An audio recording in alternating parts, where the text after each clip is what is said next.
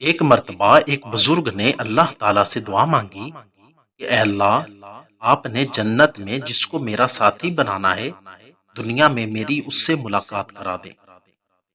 وہ بزرگ فرماتے ہیں کہ مجھے خواب میں بتایا گیا کہ حبشہ میں رہنے والی ایک عورت جس کا نام میمونہ ہے، جو جنت میں تمہاری ساتھی بنے گی۔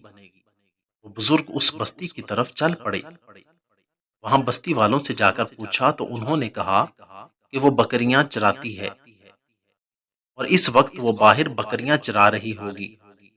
وہ بزرگ اس طرف چل پڑے۔ جب انہوں نے بستی سے باہر جا کر دیکھا تو حیران ہوئے کہ بکریاں ایک ہی جگہ پر چر رہی ہیں، تنگ نہیں کرتی، ادھر ادھر نہیں بھاگتی، اور ایک عورت درخت کے نیچے کھڑی نماز پڑھ رہی ہے۔ جب انہوں نے غور کیا تو دیکھا کہ جہاں بکریاں چر رہی تھیں، اس چراگاہ کے کنارے پر مجھے بھیڑیے بیٹھے نظر آئے۔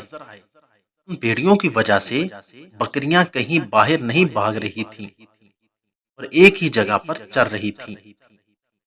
جب اس عورت نے سلام پھیرا، اس بزرگ سے کہنے لگی، اے اللہ کے بندے، اللہ رب العزت نے ملاقات کی وعدہ گاہ تو جنت بنائی ہے، اور آپ دنیا میں میرے پاس کیسے آ گئے؟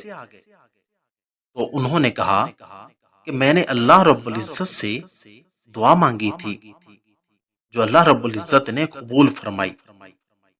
البتہ اب میں آپ سے ایک بات پوچھنا چاہتا ہوں کہ میں نے ایسا منظر تو کبھی نہیں دیکھا کہ آپ نماز پڑھ رہی تھیں، بکریاں چر رہی تھیں، اور بھیڑیے بیٹھے ہوئے تھے، اور وہ بکریوں کو کچھ بھی نہیں کہہ رہے تھے۔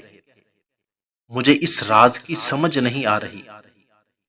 وہ کہنے لگیں، اے اللہ کے بندے، یہ بات سمجھنا بہت ہی آسان ہے کہ جس دن سے میں نے اللہ رب العزت سے صلح کر لی ہے، اس دن سے بھیڑیوں نے میری بکریوں سے صلح کر لی ہے۔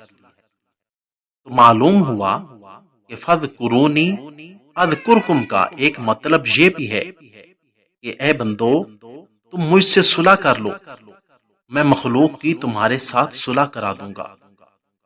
تو معلوم ہوا کہ جب ہم اللہ سے محبت کریں گے تو اللہ بھی ہم سے اس سے بڑھ چڑھ کر محبت کرتے ہیں۔ یہ زندگی فانی ہے، ہمیشہ کے لیے ختم ہو جائے گی، لیکن مرنے کے بعد ہمیشہ والی زندگی کے لیے تیاری کریں تاکہ ہمارا بھی ان نیک بندوں میں شمار ہو جائے۔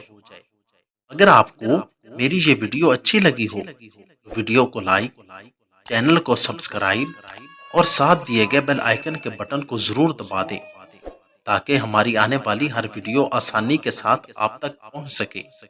شکریہ، والسلام۔